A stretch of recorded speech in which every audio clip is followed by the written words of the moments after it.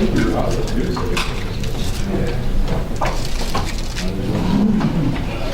do the next two slides, but I wouldn't know what I was talking about. You all heard, so I can tell you first. So tree management to prevent storm damage, right? Brian's going to come up and talk to us about. We've all met Brian before. And look forward to it.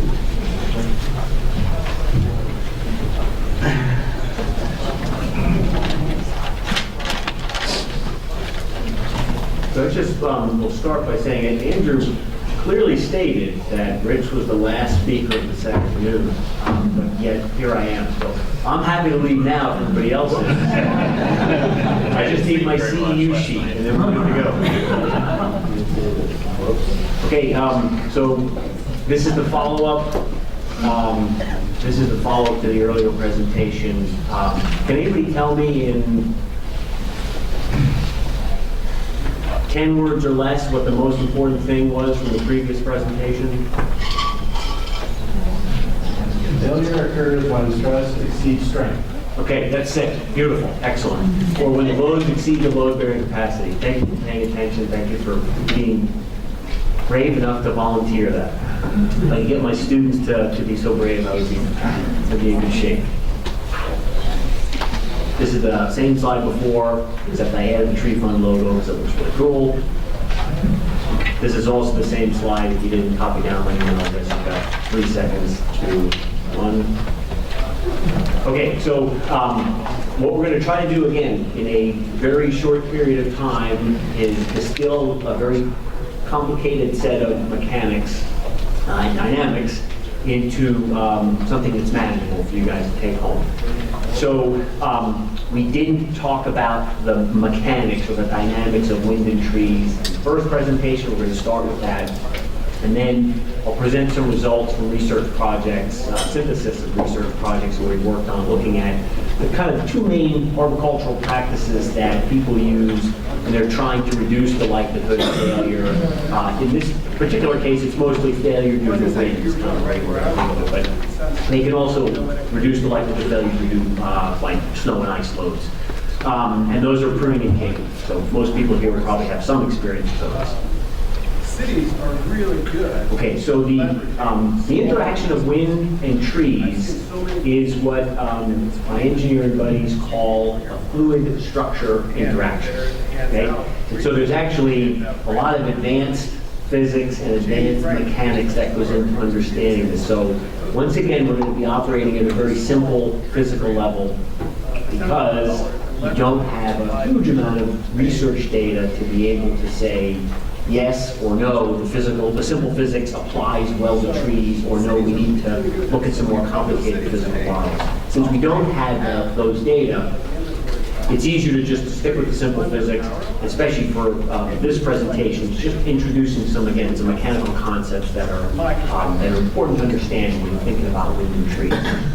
So during this fluid structure interaction, there is a force that the structure experiences. Now, in our case, the structure we're interested in is the tree, and the fluid we're interested in is the air. But the same mechanics or the same dynamics applies if you're thinking about a pier in a river, or where wave action is hitting rocks or even sand.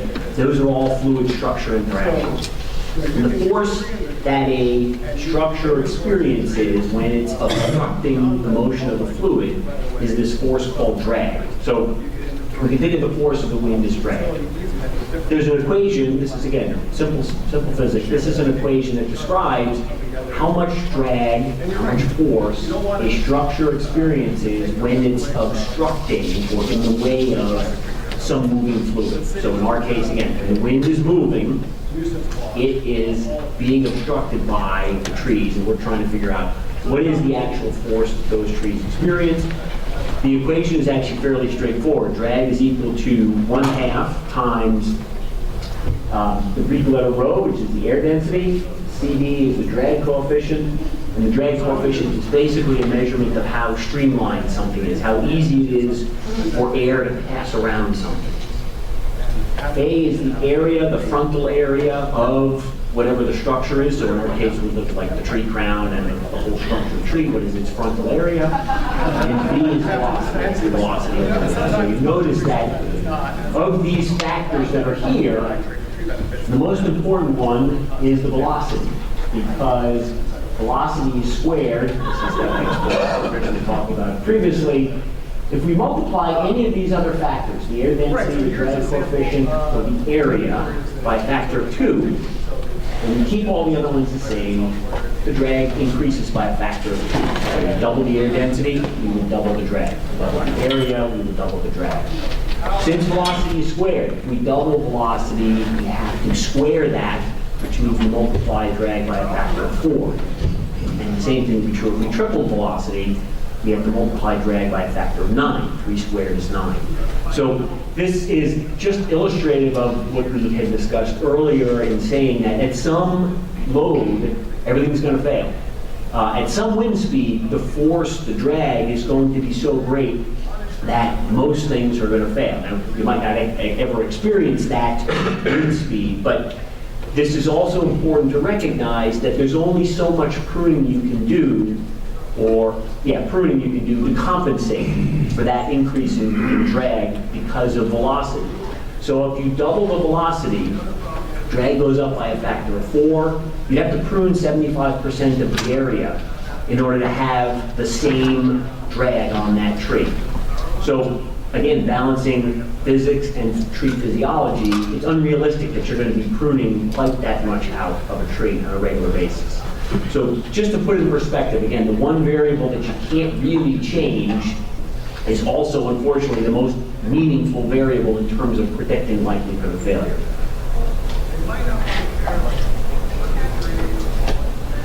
So, in addition to the drag, which is the force of the wind, the magnitude, which is related to all those factors, the velocity, the area, drag coefficient, the air density, the wind also has a frequency. All of you have experienced this. Hopefully you've been outside at some point in your life.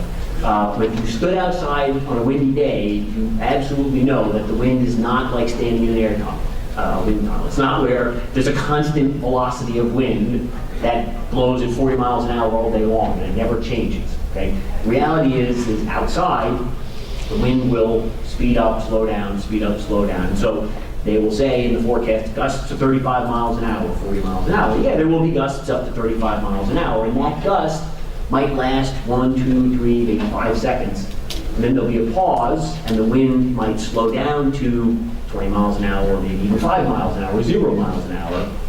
That might last for another 2, 3, 4 seconds, and then it speeds up again. So this is basically what's known as a cyclic excitation, okay? So it's basically a pulsing force. The force of the wind is not constant. Even on a windy day, it scales up, and then it drops back down, and it scales up again, and it drops back down. The time between those gusts of wind, if it's 1 second, 2 seconds, 5 seconds, the time between those gusts of wind indicates the frequency of the wind. So even if it's blowing 25 mile an hour gust, and it slows down for, let's say, 5 seconds, then it blows again, 25 mile an hour gust. The velocity of the wind is still 25 miles an hour, but it has a frequency of once every 5 seconds, basically. So the frequency of the wind is how fast or how quickly those kind of gusts actually hit the tree, or if you're standing outside, how you would feel them. Frequency is important when we think about the frequency of the wind, because everybody, again, who's ever seen a tree, and hopefully that's everybody in this room, when a tree responds to the wind, it sways back and forth. It might not, the whole trunk might not sway violently back and forth, but the branches will sway back and forth. So a tree, unlike most engineered structures, responds with relatively large movements when it experiences this force of the wind, when it experiences the drag. So we can also measure the frequency of the tree. If the tree sways back and forth once every 2 seconds, or once every second, or once every 5 seconds, it has what's called a sway frequency. And the time it takes between each of those sways is related to its frequency. So if the sway frequency of the tree is similar to, or exactly the same as, the wind frequency, the gust frequency, then you get what's called resonance, and it's basically analogous to like pushing somebody in a swing. So I'm not sure that everybody has either pushed somebody in the swing or been in the swing being pushed, so I can't say for sure. But if you've ever been pushed in a swing, or if somebody, you have pushed your child or your friend in a swing, you know that you push them at the appropriate time, which is as they have swung back to where you are, and you push them again. If you push them when they are not in the right place, you're pushing air. Or if you push them really, really hard, but they are swinging mid-swing back to you, you're going to stop them rather than getting them to keep swinging higher and higher. But if you push them at the exact same swinging frequency that they want to swing back and forth at, what happens? They get bigger swings and bigger swings and bigger swings. And that's basically resonance. That's basically a force being applied at the same exact frequency that the structure or the object wants to swing back and forth at. So you never have to push somebody very hard when they're in that swing. As long as you push them at the correct frequency, they will start getting larger and larger swings. I tried to get Andrew to install a swing set for this demonstration, but he and Rich were not willing to be the guinea pigs. I pushed it hard enough and I tried to push them off the swing. So, it's also important to remember, if the tree sways at a relatively high frequency, it's less likely to fail. Okay? There's some a little bit more complicated physics to understand that, but for right now, we're going to have to take it on my word that if sway motion of the tree is faster, it's less likely to fail than if it has a slower sway frequency. This video here illustrates basically this concept of sway frequency. This is a relatively large sugar maple, and you can see that it sways back and forth. The trunk sways, all of the branches are also swaying. The branches don't necessarily sway all the same direction or at the same time. They can all have different frequencies. Different parts of the tree might have different sway frequencies. The trunk, you can see, stops pretty quickly, but the branches continue to sway for quite some time. And so, the time it takes the tree, whether the trunk or the whole tree, the branches included, the time it takes it to stop swaying is a measurement of how efficiently the tree dissipates or gets rid of the energy that the wind is trying to put into it. Okay? So, as the wind hits the tree's response basically is to bend back away from the wind, and then once the gust of wind subsides, the tree kind of sways back and forth for a couple of seconds, or maybe longer than that. If the tree sways for a very long time, like if it continues to sway after just one of those, let's say we were pulling that tree with a skidder, if it swayed back and forth for 5 or 10 or 20 minutes, that means it doesn't dissipate energy well. You basically can add one little force to it, and it's going to keep moving for a long, long time. And the reason that's bad is because you can imagine if the gust of wind, again, hits the tree, pushes it over, and the tree starts swaying, it's going to continue moving so that the next gust of wind, again, can push the tree even farther and make it sway more and more and more. If the gust of wind hits the tree, pushes it, and then the tree moves and stops, and then a second later another gust of wind comes and hits the tree, it does the same thing. It never can generate those big, large oscillations or those big, large sways. So high damping ratio, efficient damping of the tree, means that it's less likely to fail. High frequency, moving like this, and a high damping ratio, which means there's maybe only 1 or 2 sways and then the tree stops. Both of those things are good for reducing likelihood of failure. The tree is less likely to fail if it has high frequency and high damping ratio. Damping in trees, open-grown trees, is primarily through the leaves, but the movement of the individual branches, even if they're leafless, they're still going to move. That also dissipates energy. If you're in a forest, or if there are trees in a group, and they are moving back and forth, they're going to collide with one another, and that also increases the damping. They would stop moving because they're basically colliding with adjacent trees.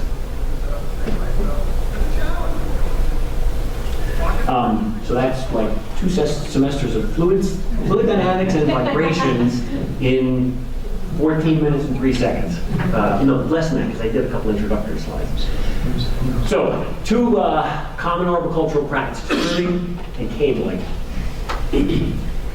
I know the pruning standard, the ANSI pruning standard has changed. The reason I'm sticking with some of these terms that are still going to be familiar to you are this is what research in the past that we've done and that other people like New have done.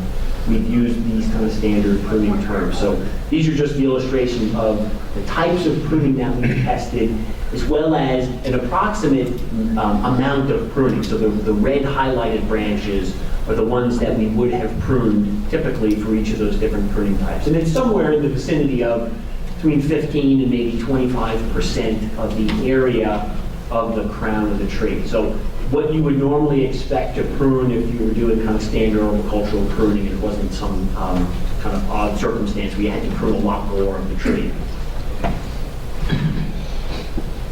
So again, remember from the earlier presentation, stress equals force divided by area. And failure occurs when the stress exceeds the strength. So how can pruning reduce the likelihood of failure? It can change things like the drag on the tree, which is the force. It can change the torque, which is force times lever, force times distance. Pruning can also potentially change the cross-sectional area and the wood strength, which we'll get into in a second. The effects of pruning critically depend on the time frame. So there's short-term effects of pruning and there's long-term effects of pruning. Short-term effects are the only ones that have really been studied. Long-term effects haven't been carefully studied. So we're going to focus most of this discussion on short-term effects of pruning, how they can change the likelihood of failure. So in the short term, anytime you prune the tree, you're likely going to reduce the drag on the tree, okay, because you're reducing the area of that tree. You'll also decrease the torque depending on the type of pruning you do. And if you decrease the torque and decrease the drag, then you're going to decrease the stress. Stress is force divided by area. If you decrease the force, you decrease the stress. The long-term consequences, again, a little bit harder to predict because they depend on what happens to the tree over 10, 20, maybe longer years. After you prune the tree, some trees are going to regrow at different rates. They might grow a lot, they might grow a little. The growing conditions are also going to be important. If you prune trees badly, or maybe a particular species, you might get a lot of decay forming, but that again would take several years, if not many years. And so over the long term, if you don't continue to prune the tree, or maybe even if you do continue to prune the tree, you might increase the stress and increase the likelihood of failure. So all of the work that has been done on pruning and likelihood of failure and force and drag and torque and all that stuff has all been done in the short term. It's all been done basically, we measure the tree, we prune it, and we measure the tree again. But the long-term effects are equally important. If you don't continue to prune that tree, or you don't measure how much decay forms, you end up potentially increasing the likelihood of failure in the long run. So these are a couple of general guidelines that you can take with you. The more you prune, the more you reduce the drag. Okay, so that's again in that equation for drag equals 1/2 times air density times drag coefficient times area times velocity squared. If you decrease the area, the more you prune, if you decrease more area, the drag will go down. The issue becomes which pruning type would be better, okay, if there is a better pruning type for reducing torque on the tree. And remember, torque is formed when there's a force acting over some lever. So if we can shorten that lever and reduce the force, the drag, then we've increased our ability to reduce the stress, because shortening the lever means we reduce the bending moment or the torque on the tree. Generally, pruning, unless it shortens branches, does not affect the frequency. So only if you shorten the branches does the frequency go up, which is good. High frequency, lesser likelihood of failure. Pruning tends not to change the damping ratio very much at all. Unless you prune a lot out of the tree, it's not going to have much of an effect on the damping ratio. High damping ratio is good, lesser likelihood of failure. So these kind of poorly drawn PowerPoint images that illustrate my artistic skill or lack thereof, just kind of summarize mathematically what we just went through. Okay, so the torque in this case, drag is equal to 200 pounds. There's a lever of 20 feet. This is the center of the crown of that tree. 200 times 20, 4,000 foot-pounds of torque. on that tree before we prune it. If we reduce the tree, we shorten the branches, we reduce the drag, let's say it's now 100 pounds of drag instead of 200 pounds of drag. We also reduce the lever, so now instead of having a 20-foot lever, we've got a 15-foot lever. Now the torque on this tree, pruned tree, the one that's been reduced, is 1,500 foot-pounds of bending, 1,500 foot-pounds of torque. So there's a pretty significant reduction in the torque, which means there's going to be a significant reduction in the stress, which means you reduce the likelihood of failure in the short term. This is a tree that's been raised, so we pruned off all the bottom branches. We reduced the drag by the exact same amount because we pruned the same amount of area. So we pruned out enough so we reduced the drag by half, 100 pounds instead of 200 pounds, but we increased the leverage on this tree because we put all the branches farther up in the ground. So they're farther from the ground, which means this lever increases. Now there's still a decrease in torque, but instead of it being reduced to 1,500 foot-pounds, now it's only 2,500 foot-pounds. So there's still a decrease, but it hasn't decreased it as much as reduction pruning because we lengthened the leverage. And so the force times lever, even though we've decreased the force, we've actually increased the leverage on the tree. If you thin a tree, in general, it doesn't change the height at leverage. It basically stays about the same. So when you're thinning, you're removing branches throughout the crown of the tree rather than shortening or lifting, raising up the tree. So these short-term effects favor reduction pruning, okay? And that's because you're reducing the force and the leverage, which reduces the torque. The long-term effects, again, it's a little bit harder to say because they're going to depend on things like the species and the growing conditions. As the tree starts to regrow, then the drag and the torque potentially are going to increase again. And depending on the pruning type and how species respond to a particular pruning type, you may get more or less growth. This is something that's, again, difficult to predict in the short term, and it's going to rely a lot on what the growing conditions are, what the species are, and how they respond to different types of pruning. And we have some of that information, but there's not a huge amount of it out there. The other thing we have to consider, if we are repeatedly pruning a tree, let's say to keep it short, when you're making reduction cuts, you don't have a branch protection zone. As a result, you're more likely to get decay forming at that point. So if you continue to do that, you may over time actually increase the area of decay, which even if you continue to decrease the torque, you might increase the stress and increase the likelihood of failure because stress is force or torque divided by area.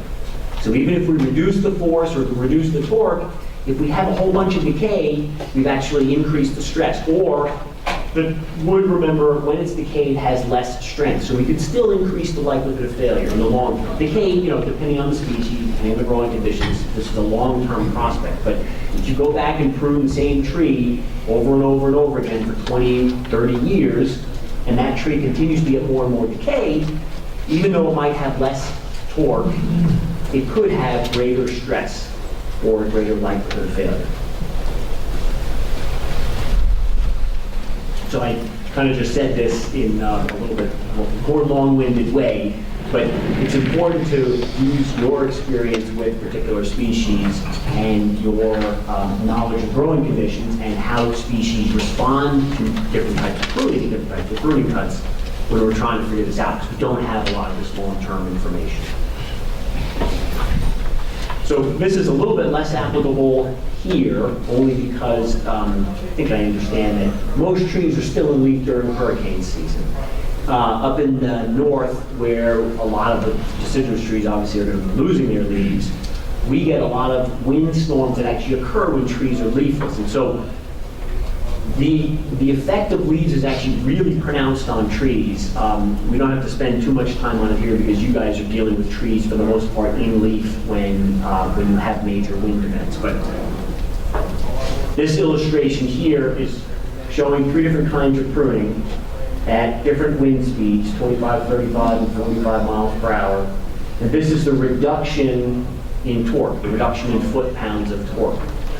You can see that there's differences between the pruning types. Reduction pruning, kind of as we expected, did the best job, lion's tailing and then thinning down here.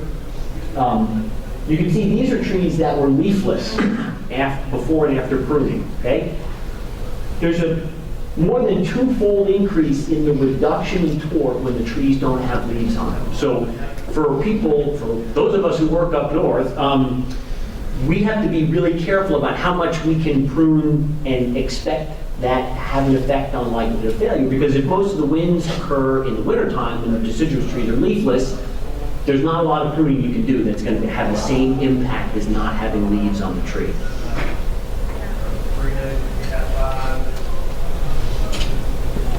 So many of you have likely installed cables in trees, or at least kind of familiar with the phenomenon, so I don't have to spend too much time with this introduction. But basically, whenever there's weakly attached branches or codominant stems, cabling is a possible solution to reducing the likelihood of failure.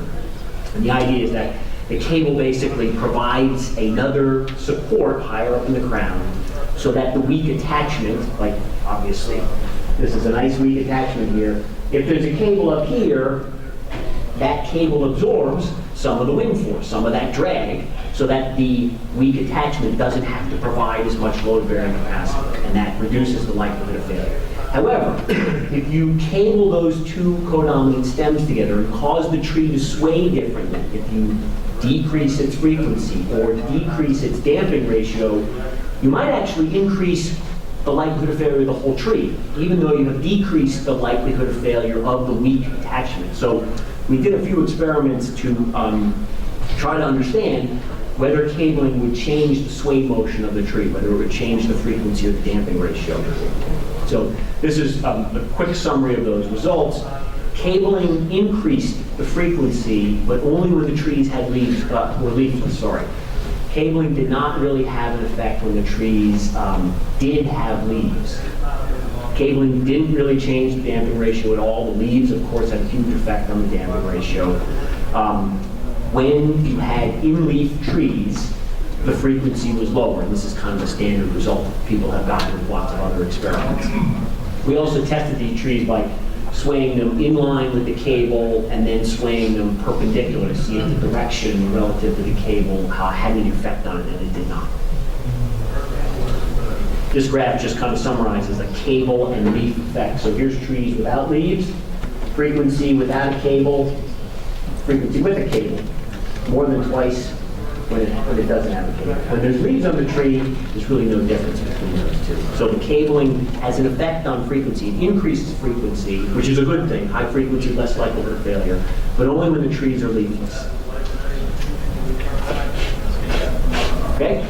So very quickly then, the process of cabling the trees that we did, and I should have mentioned this is a sample of 10 trees, so it's certainly not a huge sample size, and it's one species. They're all kind of like that picture I showed, the red oaks with codominant stems.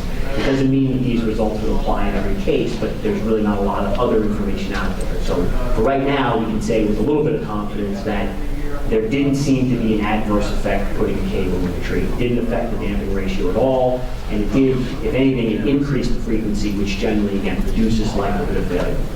Pruning can reduce the likelihood of failure in the short term. Reduction pruning is going to be the best at doing that because it increases frequency, which is good, and it reduces the torque.